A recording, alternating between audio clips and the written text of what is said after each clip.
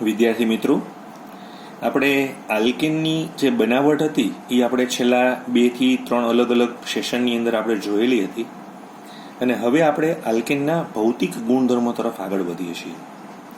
આ પહેલી વખત આપણે ભૌતિક ગુણધર્મમાં ક્રિયાશીલ સમૂહ આવી રહ્યા છે, પણ ધ્યાનમાં રાખશું કે આપણે જેટલા પણ ક્રિયાશીલ સમૂહ ભણશું, આમ 17 છે અને આમ તમારે ખરેખર મોટા જો સ્વરૂપમાં જોવા જઈએ તો તમારે 10 ક્રિયાશીલ સમૂહ આવશે કે જેના આપણે ભૌતિક ગુણધર્મો ભણવાના આવશે.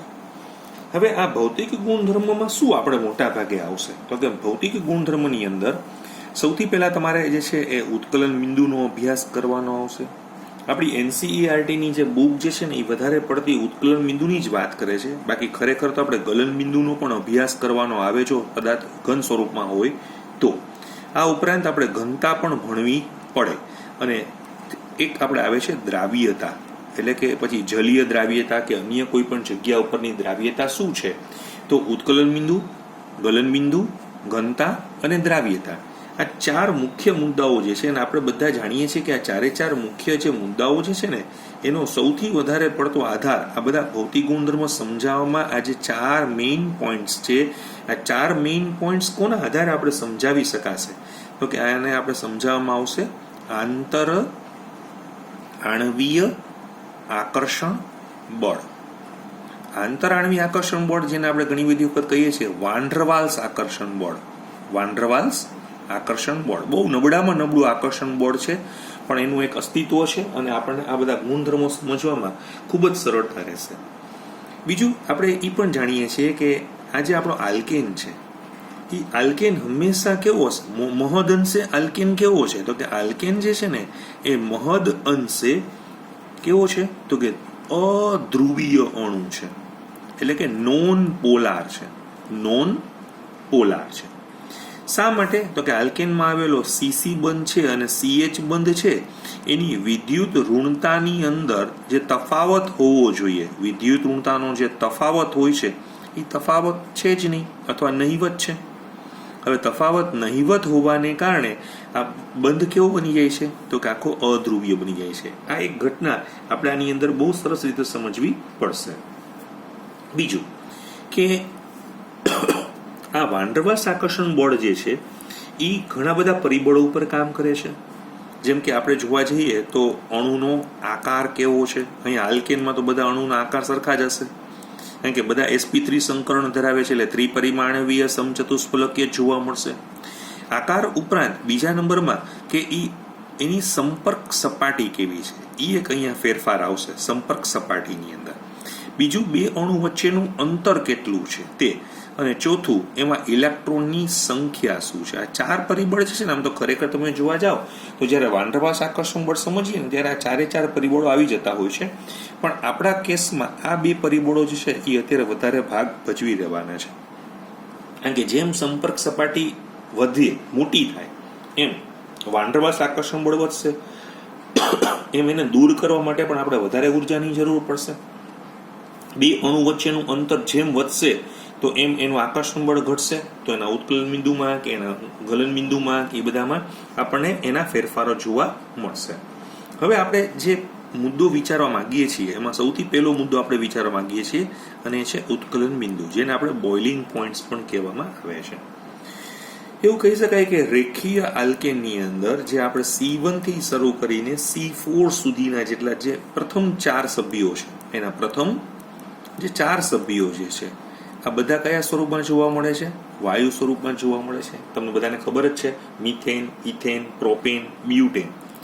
એના પછી આવતા C5 થી C17 સુધીના કેટલા તો કે કુલ 13 સભ્યો, રાઈટ. આ બધા કયા સ્વરૂપમાં જોવા મળે છે તો કે આ બધા પ્રવાહી સ્વરૂપમાં જોવા મળે છે.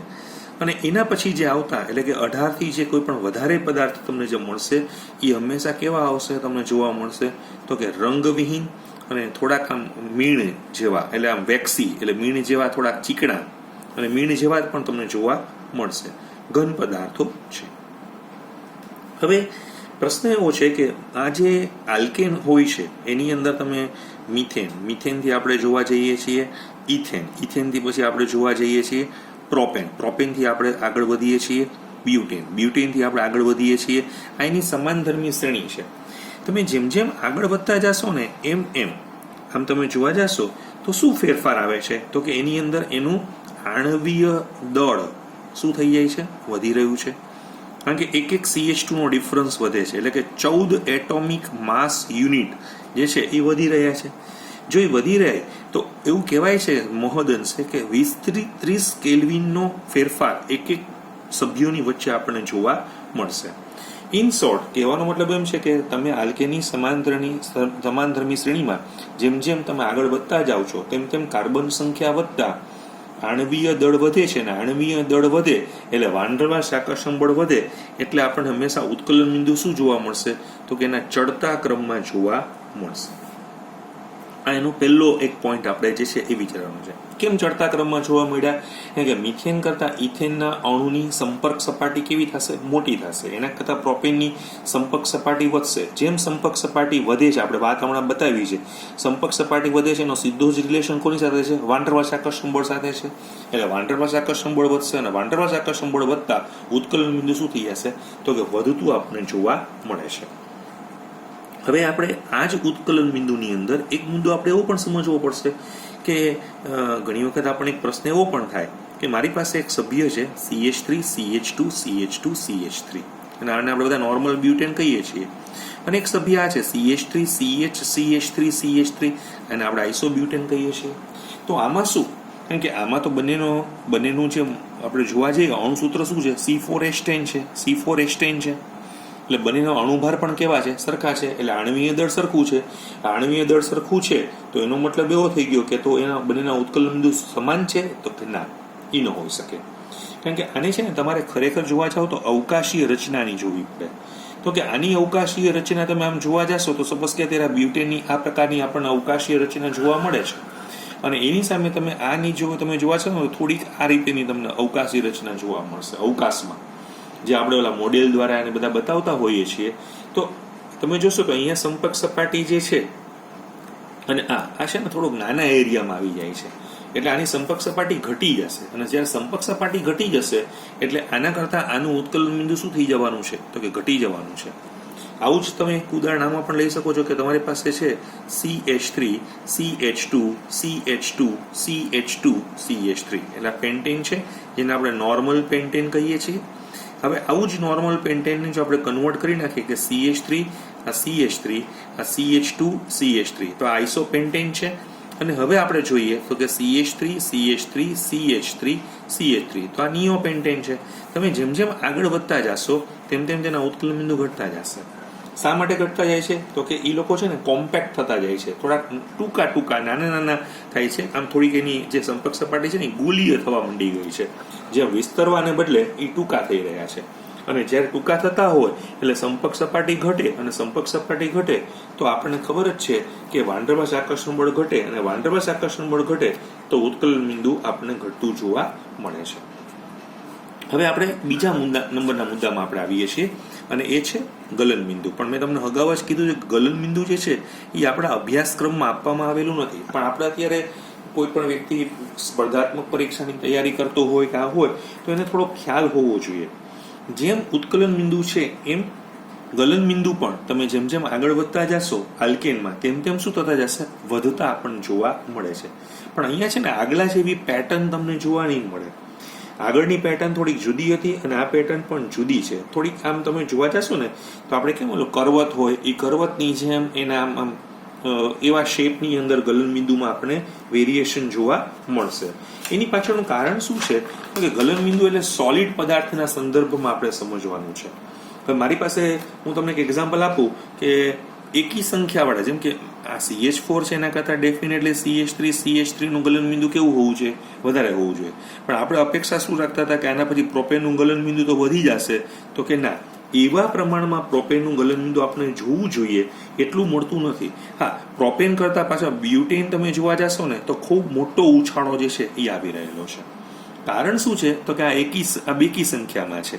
બેકી સંખ્યાને જ્યારે તમે અવકાશમાં ગોઠવતા હો તો એની ગોઠવણી બહુ સરસ રીતે થઈ જતી હોય, જેને અમે પેક રચના કહીએ છીએ, ક્લોઝ પેક રચનામાં જતા હોય, એટલે બહુ નજીક આવી જાય, એટલે એને દૂર કરવા તમારે અઘરા પડે, એટલે તમારે ગલન બિંદુની વધારે જરૂર પડતી હોય છે.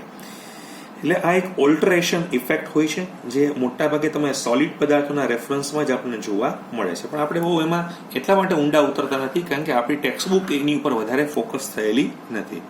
એવી રીતે હવે આપણે એક જે જોવા માંગીએ છીએ અને એ છે દ્રાવ્યતા એટલે કે સોલ્યુબિલિટી.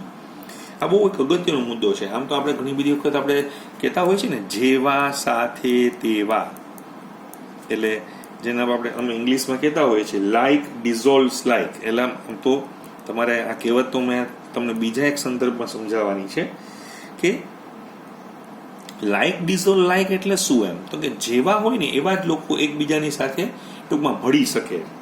હું તમને સમજાવું છું કે આલ્કેન છે, આલ્કેન એ કેવો છે તો કે હમણાં જ આપણે વાત થઈ કે આલ્કેન તો અધ્રુવીય છે. તો એવું કહેવાય છે કે અધ્રુવીય લોકો હંમેશા શેમાં ઓગળી જતા હોય તો કે અધ્રુવીયમાં જ ઓગળે. પણ સપોઝ કે ધ્રુવીય છે તો અધ્રુવીય છે તો આ બી એકબીજામાં ઓગળવાના નથી. જેમ કે ધ્રુવીયમાં હું તમને એક એક્ઝામ્પલ આપું કે મારી પાસે પાણી છે કે મારી પાસે આલ્કોહોલ છે, તો પાણી અને આલ્કોહોલ કેવા અણુઓ છે? ધ્રુવીય અણુ છે, રાઈટ. તો આ જે છે આ એ એકબીજામાં ઓગળી શકવાના નથી.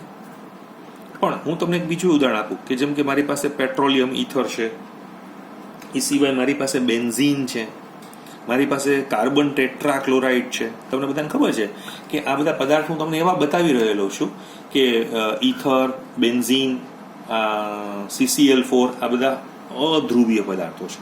તો એનો મતલબ કે તમારો આલ્કેન છે એ આમાં ઓગળી જશે, આલ્કેન તમારો બેન્ઝીનમાં પણ ઓગળશે, આલ્કેન તમારો CCl4માં પણ ઓગળી જશે.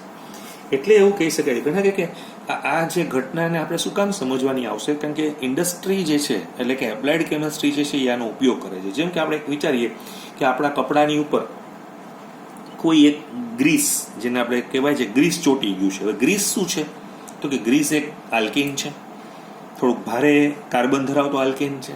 હવે આલ્કેન એટલે પાછું શું સમજવાનું, આલ્કેન એટલે અધ્રુવીય છે. તો હવે તમે એ શર્ટ જે છે કે જ્યાં તમને ગ્રીસના ડાઘા પડેલા છે એને તમે પાણીમાં ડૂબાડશો તો ધોવાશે નહીં, કારણ કે પાણી તો ધ્રુવીય છે અને તમારા ડાઘા અધ્રુવીય છે. તો હવે તમારે એને શેમાં લેવું પડશે તો કે કાં તમે એને ઇથરમાં લઈ જાઓ, કાં તમે એને બેન્ઝીનમાં રાખો, કાં તમે એને CCl4માં રાખો. તો જ્યારે તમે એને એની અંદર મૂકશો તો જ એ લોકો ધોવાશે. એટલે એનો મતલબ એવો થઈ ગયો જેને આપણે ડ્રાય ક્લિનિંગ કહેતા હોઈએ છીએ. તો એમાં આ ઘટનાનો ઉપયોગ કરવામાં આવતો હોય છે. તો આ વાત શેના માટે થઈ? દ્રાવ્યતા. એમ છેલ્લો એક મુદ્દો છે અને એ છે ઘનતા.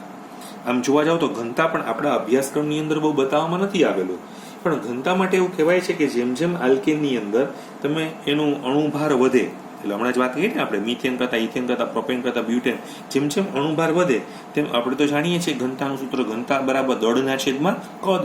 દળ શું થઈ રહ્યું છે? વધી રહ્યું છે. સામે જો કે કદ પણ અપેક્ષાએ વધી રહ્યું છે, એટલે અણુભાર જેમ જેમ વધે છે તેમ તેમ ઘનતા પણ શું થાય છે? વધે છે. પણ આ ઘનતા જે છે ને એક લિમિટ સુધી જ વધતી હોય છે.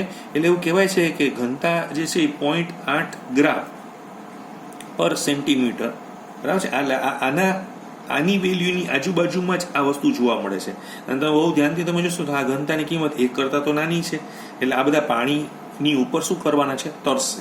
એટલે પાણી કરતાં હલકા છે અને પાણી કરતાં હલકા હોવાને કારણે એ ફ્લોટ કરતા હશે, એની ઉપર તરતા હશે. એટલે ભવિષ્યની અંદર જ્યારે પણ આપણે આ ભૌતિક ગુણધર્મની વાત કરશું તો આપણે સવિશેષ ઉત્કલન બિંદુની વાત કરશું, દ્રાવ્યતાની વાત કરશું. આ બધા મુદ્દાઓ આપણે વધારે લેવાના આવશે. આજે બસ આટલું છે.